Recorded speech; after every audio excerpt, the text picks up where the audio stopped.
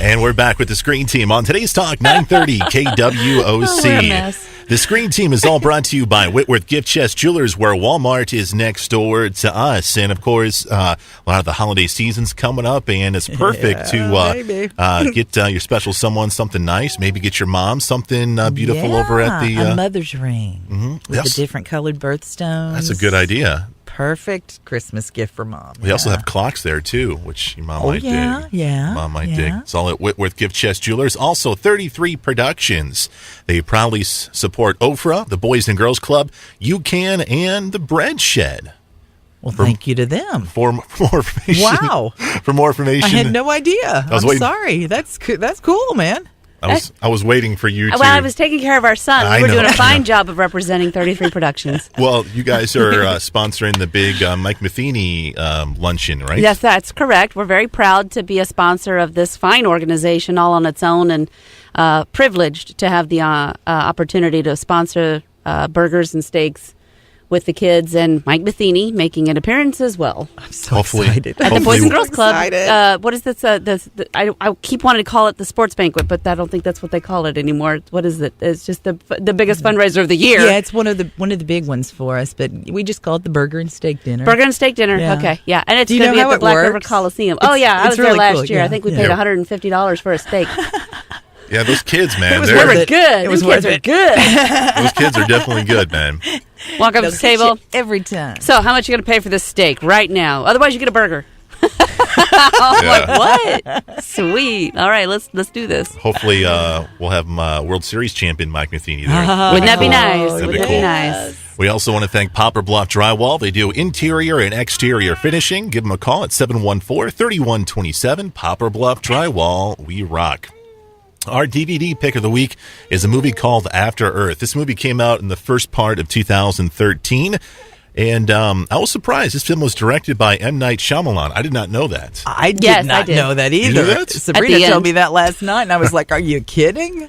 Which is really wow. surprising, because whenever he does a film, it's like, that's the big thing, is M. Night Shyamalan's the guy directing this. Come see it. You're going to love it, blah, blah, blah. But this is more of a Will Smith and his son kind of thing. I think it was a what do you call it when two people collaborate? It was a collaboration between the Will Smith and M. Night Shyamalan, which is impressive, very weird, but impressive. Yeah. Combination.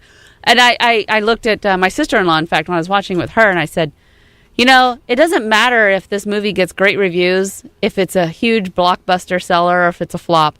Will Smith and his son are going to look back at this many, many, many years from now and go, wasn't that fun? And then they're going to cry. And then they're going to cry, yeah. I bet. Because it was so bad. Yeah, well, I don't think so. It didn't do well. Did you hear that? It did not do well.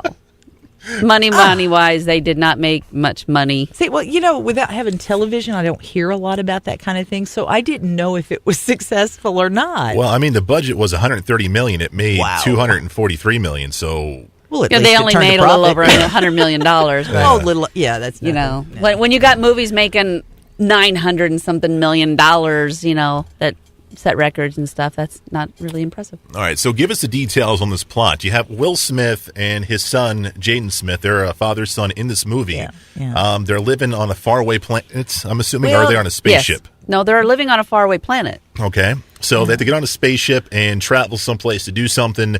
And then what happens? They crash land on Earth.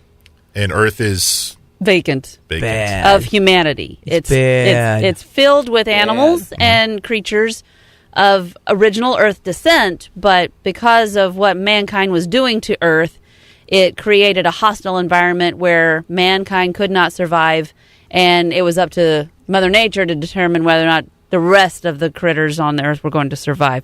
But mankind escaped, left behind a mess, and what Will Smith and his son find when they crash land is a hostile environment that has been notoriously listed as everything here is designed to kill man. Yeah, everything has evolved with that purpose. But they had help from aliens.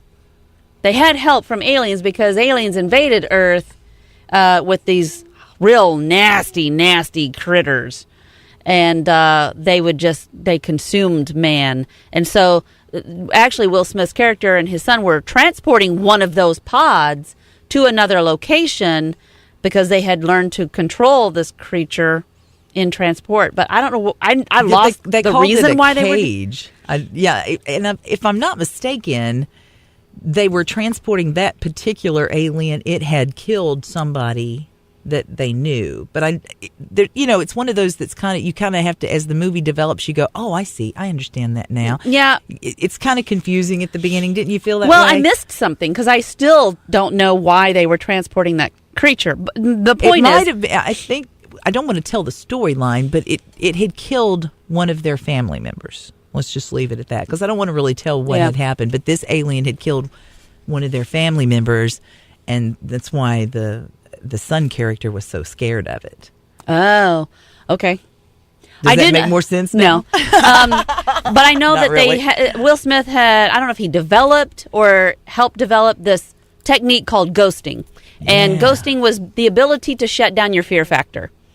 Because these creatures fed off of your fear. Mm-hmm. And there's, a scent that comes off of a body when it's afraid. Yeah. It's triggered, pheromone-ish stuff. Yes. And so he knew how to shut everything down so that he didn't portray himself as being scared. His son, however, had not learned how to do this. Right. So the aliens supposedly couldn't see you if you if you had no fear. They couldn't smell you, so they didn't know where you were. Lucas made his way across the floor under my chair. He sure is. Can you jump down there and grab him so I don't step on him? So what did you think about this movie personally? I thought it was beautiful. Beautiful, really? It was beautiful to watch. If I had been in a theater watching this movie, it would have been like being in a rainforest or something. It was beautifully shot. The way the scenery was done, I loved that part of it. I enjoyed the characters. I didn't think they were overdone. I didn't think they were underdone. I thought it was just really nice to see them evolve into people that I cared about and not get burdened by too much,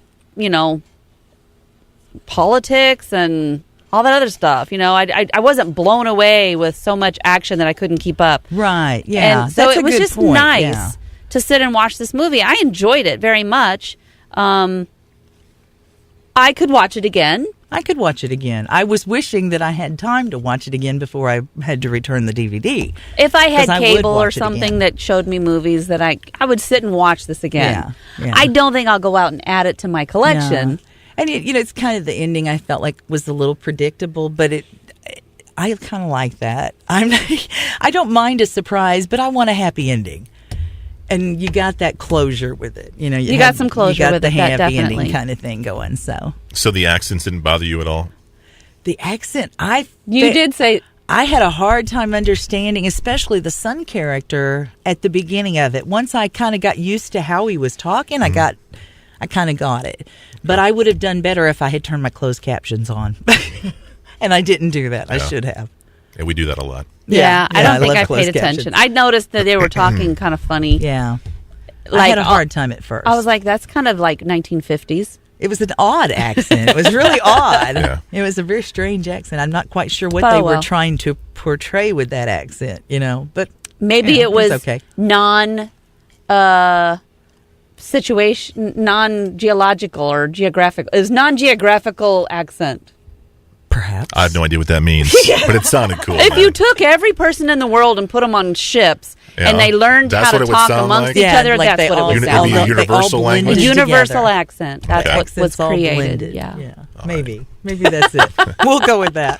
Coming up after the break, we're going to review the new movie in theaters called Runner Runner. That's next on Today's Talk 930 KWOC.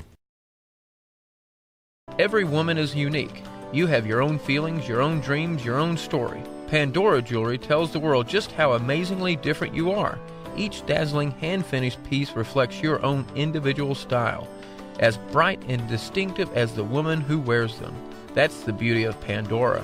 Come see us at Whitworth's Gift Chest Jewelers, where Walmart is next door to us. Whitworth's Gift Chest Jewelers, your Pandora Jewelry